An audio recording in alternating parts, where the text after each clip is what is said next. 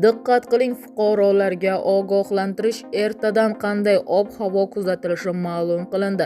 Assalomu alaykum hurmatli tomoshabin, tezkor yangiliklardan birinchilardan bo'lib xabardor bo'lishni istasangiz, like va podpisatsiya tugmachasini bosib qo'yishni unutmang.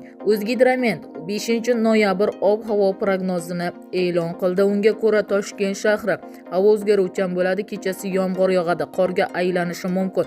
Kunduzi yog'ingarchilik kutilmaydi. Harorat kechasi 0-2 iliq, kunduzi 5-7 iliq bo'ladi.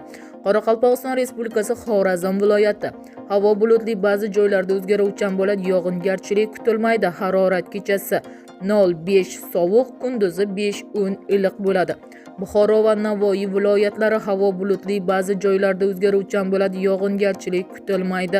Harorat kechasi 2 sovuq, 3 iliq, kunduzi 6-11 iliq bo'ladi.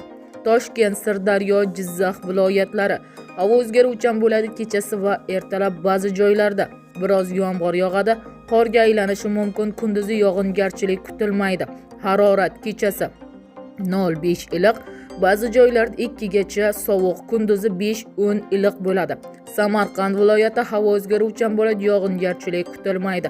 Harorat kechasi 0-5 iliq, ba'zi joylarda 2 gacha sovuq, kunduzi 5-10 iliq bo'ladi.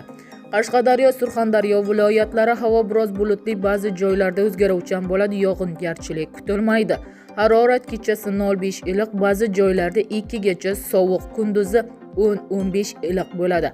Andijon, Namangan, Farg'ona viloyatlari havo biroz bulutli bo'ladi, kechasi va ertalab ba'zi joylarda biroz yomg'ir yog'adi, qorga aylanishi mumkin.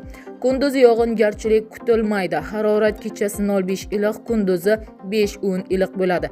Respublikaning tog'li va tog' oldi hududlari havo o'zgaruvchan bo'ladi, ba'zi joylarda qor yog'adi, tuman tushishi mumkin.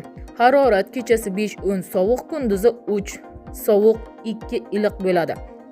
Muhim hodisalar: 4-6 noyabr kunlari respublikaning barcha hududlariga sovuq va nisbatan nam havo massalari kirib keladi. Respublika bo'yicha ob-havoning keskin o'zgarishi kutilmoqda. 4-5 noyabrda ba'zi joylarda yomg'ir yog'adi, tog' oldi va tog'li hududlarga qorga aylanadi.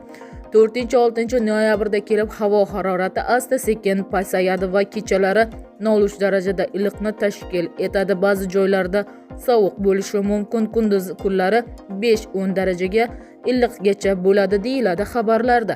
Bizni kuzatishda davom eting. Xabarlarimiz keng tarqalishi uchun obuna bo'lib, like bosib qo'yishni unutmang.